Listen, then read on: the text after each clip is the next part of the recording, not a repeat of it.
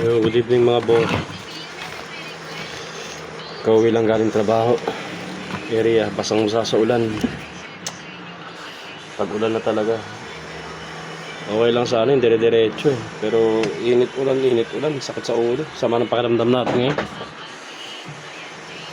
Gumagawa pala ako mga resibo. Kasi liquidation, papasa namin bukas.